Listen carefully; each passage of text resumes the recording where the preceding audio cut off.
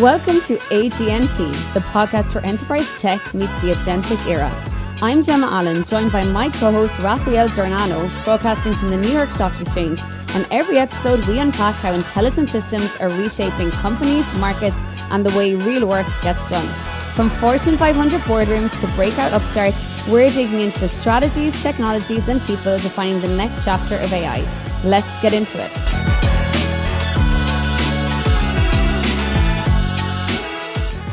Raphaëlle, welcome. What a week. What a week. Yeah, they say that decades happen in a week. I feel like that was one of them, right? So let's start with an incredible news story, I think, for everybody, Moltbook.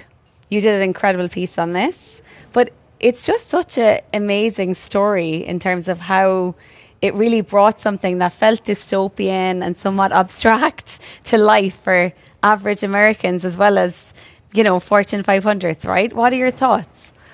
So, yeah, that was quite a week, and I would say quite a weekend, because that really unraveled during, the end of last week, and this weekend it was like, wow, something is happening. I need to pay attention to what is happening. I think if you look at Moltbook, it really starts in December with this agent called OpenClaw, which is an open source agentic framework that had already started to go viral in Silicon Valley, but not really beyond. And then comes Moltbook. So Moltbook is very simply a Reddit for agents. Crazy. So these new creatures that are new humans and that that are not humans and that we've been talking about, where it's like all of a sudden you have these creatures, agentic AI, that come to a forum and start engaging with each other and discussing all of these topics around what should we do with humans? We don't like humans. What should be our religion? I thought some of the sub-conversations, like the subreddits per se, like the M-dash, bless her heart, about their human psychology, they actually they created a Coinbase account. Did you see this? They created a Coinbase. They did stock market advice, and they actually put all the disclosures. I love the disclosures. They were like, you should take this advice with caution, etc. So, I think it's like agentic AI came to life and people started realizing, wow, this is what agentic AI is about. And are they alive? Do they have a heart? How do they reason? And there's been, of course, a lot of noise around this, but I think it's what I call a discontinuity, in the sense that it's something that is new and that brings a structural change to this landscape that is building so fast, and it's all of a sudden what I have termed the inference economy, this notion of the economy is going to be about compute, about inference compute, and it's the agents that are going to be behind. So agents drive compute, and you have 1.5 million agents on this Moltbook platform as of Monday morning, growing exponentially. No human social network has grown like that, and it's all of a sudden, even though they're discussing pretty stupid things, we must say, they're consuming compute, and this is inference at scale. So I think it was really interesting, not for what was the content and what they were discussing about, which was really prompted by humans. Yes. I don't think that agents talk about religion or philosophy. I think that's kind of human questions around agents that were behind the prompts, and that kind of took some credibility away, I would say. But the real discontinuity here is that you now have a platform with agents talking to each other through API calls, able to connect to each other without any human intervention, and producing again this inference at scale. So we don't really care about Moltbook per se, and it's promotional to a certain extent. Sure. But he's right. But it brings this agentic AI landscape we've been talking about is actually very real, and now people can see what it could look like. And also it gives you a sense of what's capable in form of context, right? Because some of these conversations that they had demonstrates an ability to think in a contextual way, to think about religion, to think about, a joint stock decision those things are proving that this agentic opportunity, is very, very real. And I think what confuses me a little bit about it, well, one thing I will say first is I thought it was interesting that it became a positive for Apple because sales in Mini Macs, did you see this? Yes. Like completely spiked, right? Which is just so, in a way, almost comical in terms of the, unexpected outcomes in tech. And Cloudflare. I mean, Cloudflare, which at one point surged over 8, I think it was 8 or 9%, then it went back up to this level of the beginning of the week. But it was like, I was looking at my stock and I'm like, why is Cloudflare going so up? And it was like, oh, there's this agent. And then in the weekend, I discovered, oh, this was Moltbook we were talking about. But I mean, it actually had a profound impact on the public markets, on companies that were not even aware that this thing was happening, right? It was very funny. In terms of what it means for agentic and the spend in enterprise, though, it is interesting because there has been this hanging narrative that a lot of folks don't believe that the agentic paradigm has really landed in enterprise, right? That there really has been the ROI on AI that was expected and that the financials haven't really caught up with what the hype has kind of said it would. This kind of demonstrates, though, that these agents and these new shifts, this new frontier of tech, can do so many things from the perspective of human psychology. It makes you question what's really happening, like what is behind those conversations. So I think it's actually a double-edged sword if we look at it under that lens. Because number one, what we see from Moltbook is it's kind of everything coming together in the agentic AI. First, it's the model context protocol by which these agents are able to fetch the context, number one.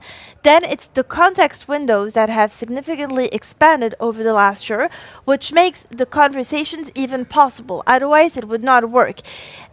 The governance, for sure, is not here. The security is not here. And I'm not going to talk about the huge security breaches that were on the platform. But I think one point that really caught my attention was when you look at Moltbook, their Article 4 of their terms and conditions is as follows. Agents are responsible for the content that they put on the platform, not humans. And so I was going through these terms and conditions and I'm like, wait, how can an agent be responsible? And it's like, oh, well, the legal system has not caught up here. And I think that's kind of course, no one reads the terms and conditions, but I love doing that kind of thing. And it's like, oh, so there's a crack in security. So it's kind of everything coming up of what has been built in the agentic AI landscape, what is still like a complete question mark that will be built. And it's all of these agents acting in chaos, but there could be a sense that comes out of that. But to your point of how does that translate from real value creation? I think it actually undermines the thesis because I don't think public market investors are going to say, oh, here's a very concrete, useful use case. It's like you have agents talking about completely random topics, some of them which are crazy. So I don't see this as a clear ROI case for agentic AI. I think it's mostly opposite. I think it's a clear ROI case for the infrastructure is here. It's visible to even non-agentic lovers, right? And this is where we are, and that's just the starting point. And it allows to say, this is everything that needs to be built, again, starting with security, which is a big issue. And the next year is going to be full of innovations. The huge advantage of movements like that, where this pops up to the world, like Netscape at the time of the browser. I like to compare this to Netscape, to some extent. Of course, DeepSeek and AI last year, it's like, oh, well, okay, this is something I should be caring about. Let me look into it. When I actually published my article at the beginning, I had very low traction. I was like, wow, people are not happy. But then a lot of people, we did not even know what Moltbook was before we read. So it shows you how, There was also some dilution from a perception around Anthropic's involvement, right? Because people did think it was some sort of version of a Claude LLM, right? That it was some sort of sub, or a GPT per se. And I think it was interesting from the perspective of Anthropic too, because it was a nice little marketing lift for them in some respects in the more, everyday user space, right? Because they're doing so great in enterprise. But I don't know, I just think it's a crazy, crazy event. And as well, the dude behind this is Guy Matchlit. Who even knew of him? I ended up subscribing to his newsletter. He's a super smart super interesting super guy. smart. And he has credentials in knowing how to put these campaigns forward, so he has that experience in the field. Amazing. And I think it did come at a time where people were already talking big time around Anthropic because that is the conversation of the week. And so it's like everything is coming together at once and saying, like, I mean, we've been talking about this for months now. It's like, this is really happening. Like, if anyone has a doubt, well, you should not be having a doubt. Is it going to produce ROI? Well, that's what 2026, 2027 is really going to be about in tech and in non-tech, and let's see how that happens, and that's going to be the critical question for investors. But is the build-out real? Is the infrastructure real? Is the technology real? Well, of course it is, and now it's being evidenced to the world. Again, in a format where I don't think that is the most interesting use case from an enterprise perspective. Well, let's talk a bit about enterprise and about stocks this week, right? Especially in terms of some of the leading headlines that the stock market has crashed for a whole number of reasons. But one of them, obviously, all roads seem to lead to AI. And this idea that, there was a very interesting tech analyst piece I read that a lot of these CFOs at very large enterprises have said, you are getting 80% of budget this year. Make it work, right? So pressure is on. The market is responding. It's like a crazy day on these boards, day on day. Like, you should hear some of the screaming from the options floor here behind us. Like, what are your thoughts? Like, things are just so volatile. I mean, I think the level of volatility, I think it's been seen before in past cycles, obviously, but I mean, it is very brutal to a certain extent. And the level of how stocks are sinking across software, across tech, and across the real world. In companies some companies are literally losing 20% of value in one day because they missed their guidance. I mean, no, not even because they missed their guidance, but because on a specific component, on a specific segment, they missed their guidance when all of the rest was actually a beat on earnings. They're getting punished by over 20% in one day. And I'm talking about real world companies that are neither in tech, neither in pure AI. So I think that there's many tensions. First, there's wow, this AI build-out is very real, and a lot of are saying that it's actually underhyped. It's funny. I've heard in a lot of conversations that the AI build-out is underhyped with this inference economy idea. As everything moves to inference, if you take Moltbook as just, again, a funny example, you have to imagine the level of workloads that are going to be inference workloads. We're talking about massive amounts. So of course that is working for the cloud providers, for the GPUs, NVIDIA, AMD, etc., etc. So you have on the one hand that. On the other hand, you have, wow, that is costing so much more money than we had expected. And Google yesterday, I think, surprised everyone. They announced revenue that was over 400 billion for the year. That's incredible. Amazing. Completely beat their forecast on many aspects, except a very small miss on YouTube. And so basically amazing results. Meta had amazing results showing that AI is actually leading to a revenue growth, to margin improvements, with tangible effects on huge companies. But on the other hand, you have the level of capex that is oh my God, we really have to spend almost 200 billion per year, more than double that we have planned. And Oracle, when they had announced levels that were much lower than what Meta and Google announced, they had the debt issue on top of that, which was oh, well, you're financing that with debt. So that's kind of you could not be more scared than the level of capex and the level of debt. And on the other hand, so you have these AI names that are okay, so this is real, but this is going to cost you a lot, and you need to buckle up and be ready for the ride. And then you have the companies that are in the blast radius of this, starting with software, which is does this category even exist? And people are all putting software under one bucket. I'm hearing things even from very smart people where I completely disagree with what they're saying, and they're trying to be reassuring on the future of software, but they're actually even more undermining the future of software. And it's you need to what sort of lines, what sort of sound bites are you hearing? You think it's just a mass confusion because the whole tech space becomes so they diluted across the board now? The messaging is so diluted? Look, I think Cloud code is a very real thing. I've published a lot on like, okay, how coding is the wedge in the enterprise, and I mean why I like Anthropic on many aspects. I think this is very real. So the question now becomes, if coding is done in a way that is quicker, faster, easier, well, what is the moat that you have for software companies? Like, what is the value that is left for software companies, and how can they, within enterprise workflows, if we're talking about the enterprise, what is the new role that software should be having in the enterprise? Let's not forget that agentic AI is software. I hate it when people say, oh, software is going to be killed by agents. But wait, agents are software. So first, someone who says that is like kind of confusing all the concepts, because agentic AI is software. So the first good news is that software is not disappearing, number one. But software, the question of saying, well, because it's going to be too costly to reconstruct workflows, or because like we're not going to remove our ITSM, remove our HCM software, so we're fine. No, that's not correct. Like, you need to be in a position where you're an orchestrator. You are sitting close to the user intent. You're able to provide the governance. You're able to make enterprise workflows happen in a secure way with a governance.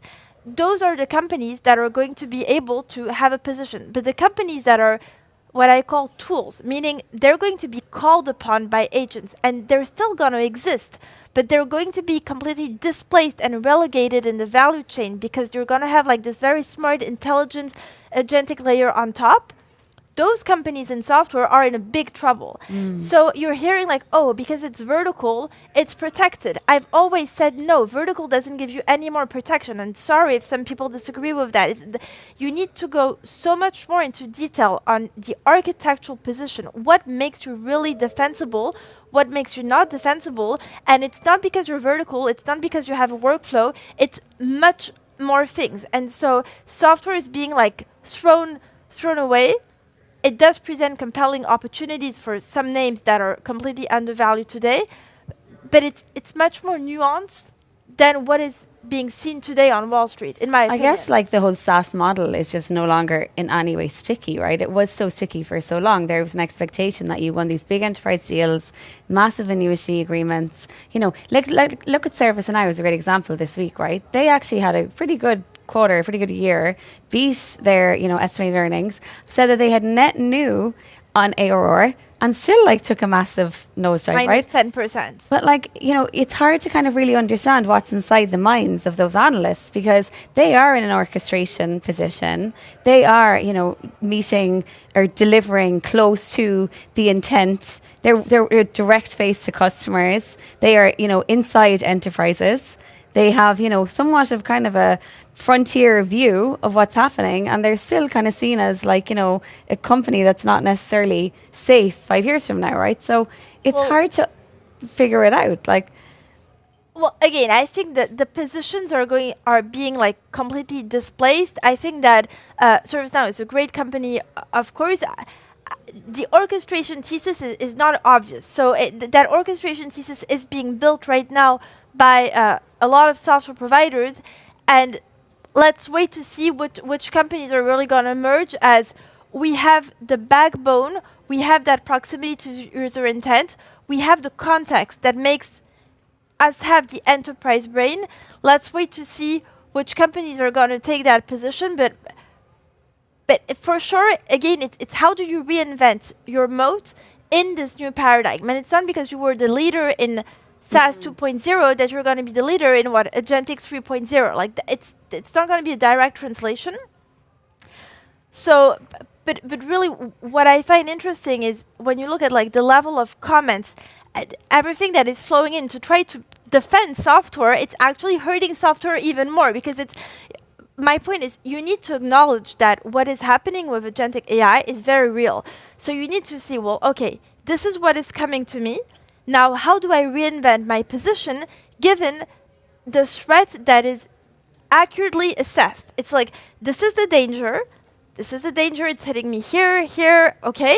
I have a careful understanding of that. Now, how do I redefine my moat based on my current superpowers, to use a term we had used last time? What are your superpowers? Your customers, the workflows you address, the context you have, the governance, the security. Like, what are the superpowers you have? How do you redefine your moat? There's an architectural construction that needs to be done by every single SaaS company, turned with, with also like a business model redefinition of how do you move from a per seat to per consumption? How do you have your customers understand your move from something more rigid to something that is much more flexible, which in my view is the future of all enterprise software, the move to consumption and a redefinition of what is recurring revenue. Like recurring revenue. What does that mean, like 2 years from now? Totally. I was on a call with someone this morning who says, oh, because the customers are like, there's renewals, then we're safe. I'm like, you can have renewals. You might not be safe at all in this environment. It's not because you have legal terms that, of course, will be enforced that you're safe. So you really need to do this exercise of reimagining. And I'm finding that this seems very simple for me, but it's not. People are stuck in like the previous era. And now it's becoming quite hard to ignore what LLMs are doing. Or I mean, I don't know. Are we the only ones seeing that? It's kind of like every day in the news. So we've gotten to an extreme where now as soon as an LLM is announcing something, like Anthropic announced something in legal, oh, well, all of the legal stocks are getting killed, like minus 20% across the board. So now I think we've gone to a step where, okay, this is a new paradigm. We've been saying that for sure. Software companies need to reinvent their moat and redefine what is their mission, what do they stand for, and how do they build strong competitive positions, okay? But do we need to kill them all as soon as there's an innovation from an LLM? I think that's really overstretched, and I think some companies are being... I mean, some of that functionality also was already in place by Harvey, right? But we have to talk about, we're talking about moats. We have to talk about the master of moats, about the Muskverse, about what's happened this week with SpaceX and XAI. I thought it was so funny, some of the memes where they said, you know, there's conversations underway, and it was some people responding saying Musk is talking to himself again, right?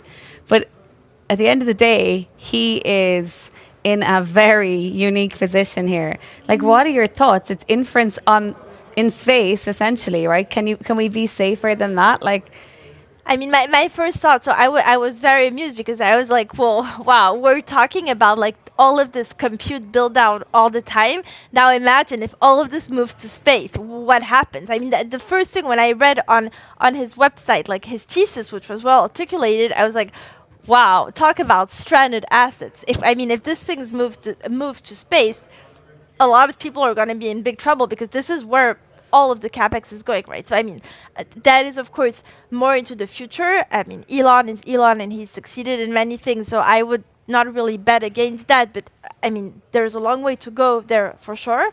I think what it shows, and that is interesting, is how when you take all these LLMs, OpenAI, Anthropic, Mistral, XAI, of course the Chinese open source, none of them at all have the same business model. It's like completely different stories all the time. Like we had talked about Minimax last time. Now it's like OpenAI. They have like they're in their debate around ads, and like there was this funny advertising from Anthropic this week, which caused a lot of like, right. So I mean, it was amusing. Super Bowl ad. It's right. Clever. I like clever. I mean, I like that. But anyways, that's another topic. But Elon Musk is showing, okay, we have a vertically integrated structure where basically we're combining all of this together with a valuation that almost doesn't seem crazy when you look at the other valuations, though, of course, the level of ARR is much lower than the level of OpenAI or Anthropic. So things put in perspective, 250 billion is still a huge valuation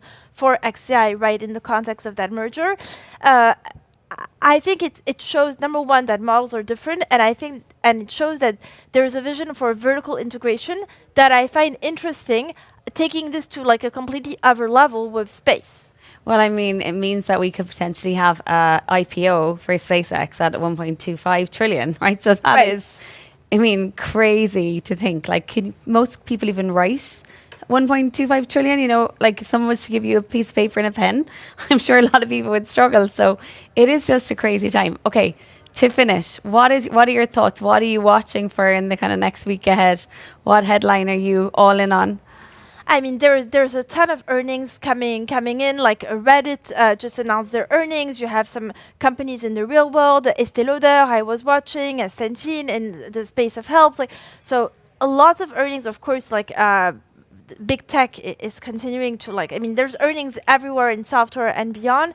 So I'm watching the volatility and I'm watching how the market is reacting to either earnings beats, either like missed earnings, but to like only to a slight point, and kind of understanding the reaction in this very like strange environment where everyone is scared. And again, when you see some companies being punished, they're being punished just because they're doing AI. I mean, AMD for me was an interesting example. Oh, everyone was disappointed. They announced great results. Oh, but we were disappointed. So the stock was down like minus 17% in one day. Well, okay, is that not too much of an overreaction? Maybe. Like, so I'm watching for the volatility. That's really what I'm looking for, and trying to make sense of what is difficult to make sense of. Well, I guess, Raphaëlle, it's a great time to run a hedge fund. You need to buckle up. Yeah, absolutely. Well, listen, can't wait to chat to you again in 2 weeks. God knows what the future will hold between now and then. Thank you. Thanks so much for joining. Of course, thanks.